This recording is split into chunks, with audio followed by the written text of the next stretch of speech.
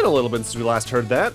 Hello everyone and welcome back technically to Let's Play Shovel Knight Treasure Trove. In the last part, a while back, we finished off the Shovel Knight campaign, getting 100% in that, and now it's time for us to start slowly tackling the expansion campaigns they added over the next half-decade to the game.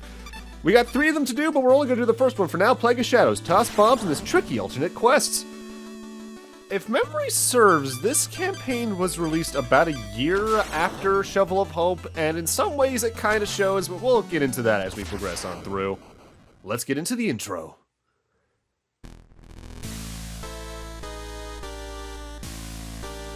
Long ago, the lands were untamed and roamed by legendary adventurers.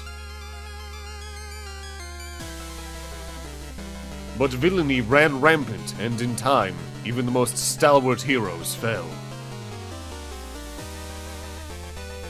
In the absence of champions, the Enchantress and her Order of No Quarter swept into power. Unbeknownst to everyone, the maniacal alchemist Plague Knight had plans of his own. He sought nothing less to concoct a potion of unlimited power.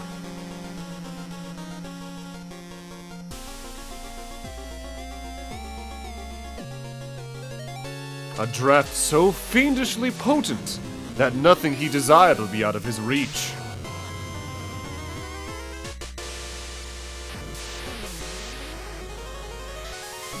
Each knight unknowingly guards a crucial ingredient. Now, the collection must begin.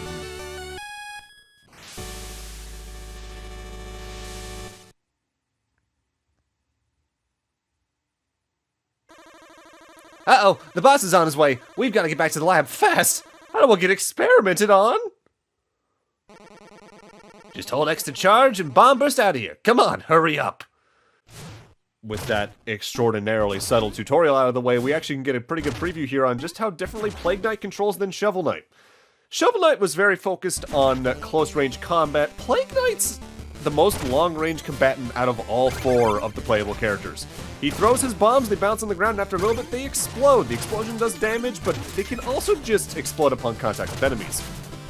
With that said, you can't pogo, but to make up for that, you not only have a slight double jump, but if you hold the bomb-throwing button, you'll eventually glow, allowing you to do a bomb burst, which acts as a extraordinarily long-range third jump.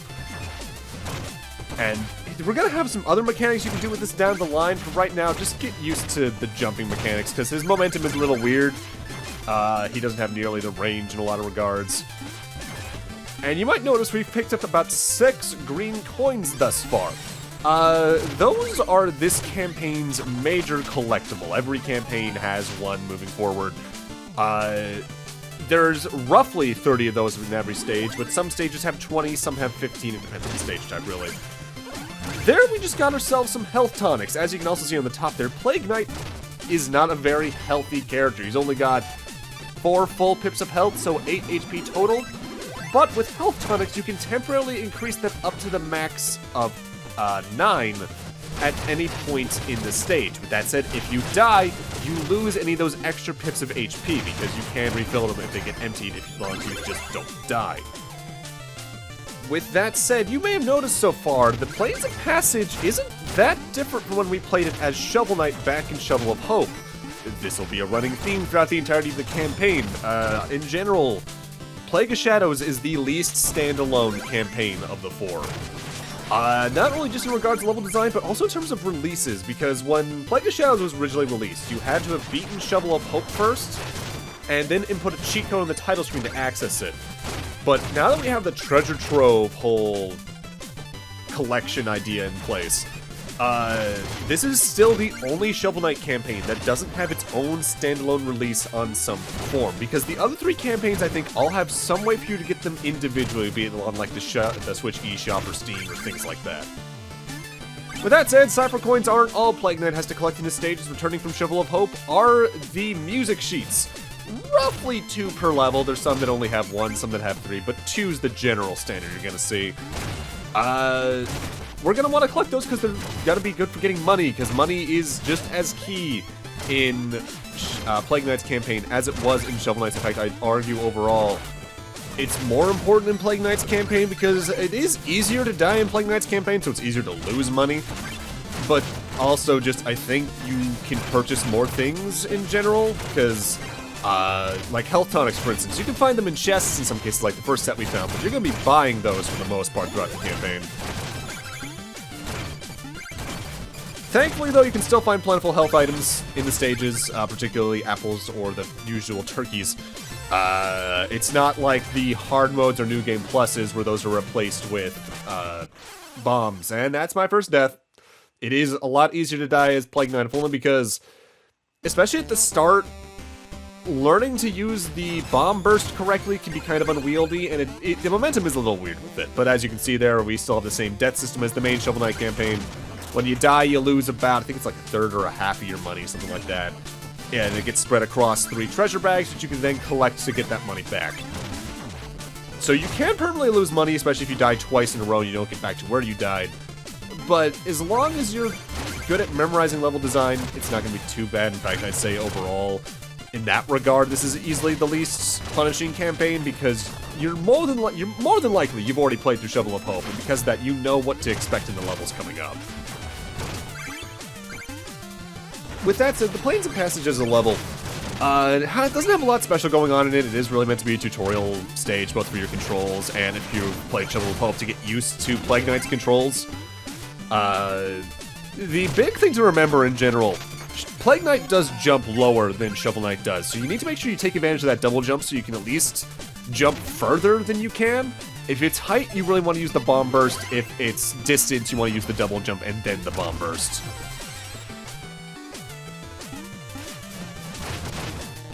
Also, I do find it kind of weird that they redesigned Plague Knight's sprite for this campaign, because he had a completely different sprite as a boss fight in Shovel of Hope, and I think they used that same boss sprite in the other 2 campaigns.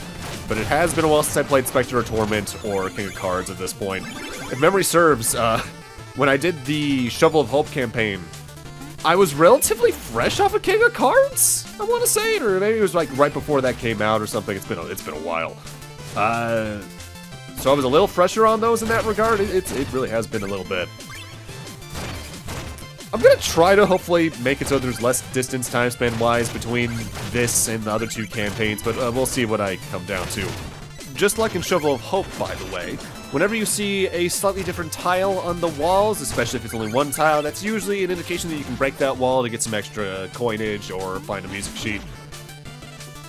By and large, because the level design is going to be largely the same as it was for Shovel Knight, if you knew where a music sheet was for him, it's going to be in the same place for Plague Knight, same with any secrets.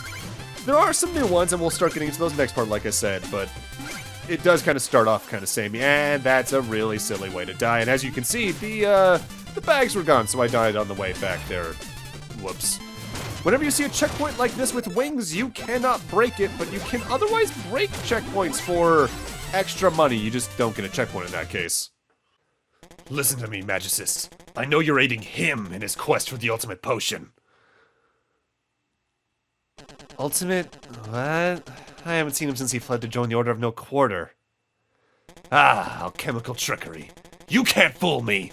I know he plans to use the potion to beguile you.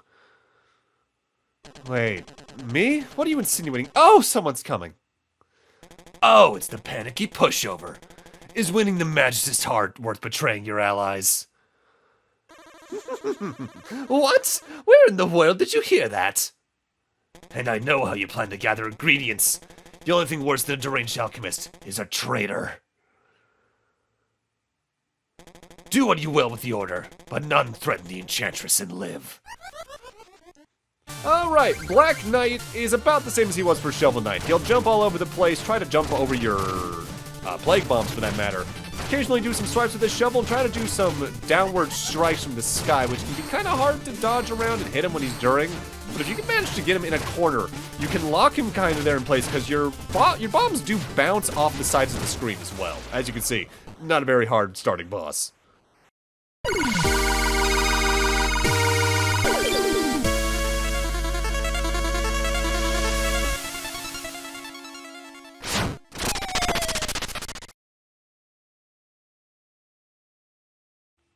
And that brings us to the world map. Like as Shovel Knight, You beat certain amounts of levels, the world map opens up more and more. For now, let's check out the village.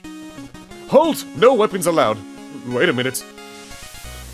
Let's just pretend I don't recognize you, and you go safely on your own merry way. This doesn't have to get messy. Don't show your creepy bird face around here again, freak. Okay. I guess Plague Knight's just not allowed in the village. Hello, friend. And there's also a cipher coin over here. Make sure to grab that. Psst. Hey, Plague Knight. I've still gotten your secret entrance, but I lost the key. The locksmith should be here in a week or two. Maybe you can wait until then? Well, you might notice the giant red barrels that obviously implied they're explosive. Sorry, dude. I think I'll just make my own way in. Ah, much better. Well, I guess I'm canceling the locksmith appointment. This is the house I grew up in. Sorry, buddy, but not sorry. Before you go further to the right, though, make sure to grab this music sheet over here, because you can come back up here somehow, but I actually forget how. Maybe it just requires missing that cipher coin and the music sheet or something like that, and... Does anyone else sense a familiar soul? It's like an entire 2 to 3 year old 12 video long LP just started happening above me.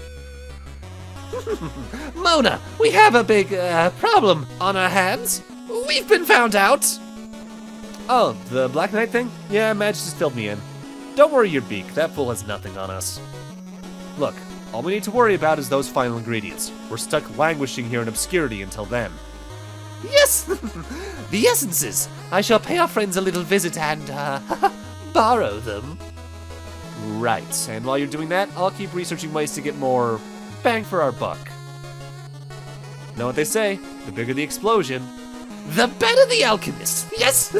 Let's get to work.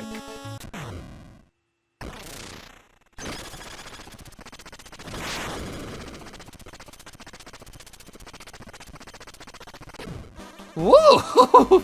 Ooh, these lifts never cease to both amuse and nauseate. Truly a dizzying display of technology. Anyway, welcome back to the Potionarium. So, what are we working on? Mona here is our main shop for Plague Knight's campaign, where you get a lot of your weapon upgrades. In particular, I want to buy this burst here, the float burst. I'll talk about the specifics of this more starting next part. For now, we also want to check out her other option there, the research option we saw a second ago. Okay, I still have a bunch of new toys designed, but we still have to build them. We'll need 40 cipher coins for materials. We don't got that many yet. Fine, don't want firepower? I mean, it's your choice and all. Mona is where you spend a majority of the cipher coins you find throughout the game to unlock new casings, bursts, and upgrades for your weapons to make your own completely customizable gameplay style that you're comfortable with. I picked up your special delivery. Well, we'll take a look and settle the bill. Sure. With this minion, you can spend 1,200 to buy our first sub-weapon, the Bait Bomb. This acts as Plague Knight's fishing rod. I'll talk more about sub-weapons starting next part as well, because they work a little differently for Plague Knight. Oh, hello, Plague Knight. Black Knight tried to interrogate me, but I think I threw him off the trail. Whether it's business or personal, don't worry, your secrets are safe with me, Plague Knight. Anyway, yes, of course, you'd like potions, would you? The Magicist is not only where you can buy up to the max amount of health tonics you can hold or can purchase, it's also where we upgrade that power meter on the top left there for our sub-weapons. And that is a really early game goal. You want to get that to max as soon as you can, because there's only 2 upgrades for it. Oh, Plague Knight, my good friend. A moment of your time. How can I help you, Percy? I've run out of paper, and I can't fit any more ballistic formulae on my hoof. I am in desperate need. You need some glue as well? I know we can make some. Oh, I thank you, but just the paper will do. And by the way, you're looking a bit forlorn lately. Maybe I'll repay your kindness with some love advice. My ally, that's 4 sheets of paper you brought me. 500 gold for each. What is this folly? There's some sort of musical notation scribbled all over it, on both sides. There's nowhere for me to write. Useless. Into the trash bin it goes. I don't even put up with this simpleton. Percy is where you give the knight the music sheets to, and he throws them then into Oolong here. Ah, everyone works so hard down here. Yes, and Oolong wants to help, can make musics, but got tired, fell asleep, went awake, forgot almost all music. So sad, poor Oolong. We'll think very hard, maybe remember more musics. Then I help science. Notably, I actually forget to get the third music sheet here in the potion area. We need to throw a bomb into his little chimney stack there to get the third one. I'll get it down the line, though. So that's where the music player is for Plague Knight, but notably, even though there's still basically the same amount of music sheets as there was in Shovel of Hope, there's only about 16 music tracks you unlock. You unlock like one every 2 or 3 music sheets you give to Percy. But with that, I'm going to need to end this off here. Thank you guys for watching, and in part 2, we start off the main game by going after King Knight. See you guys then.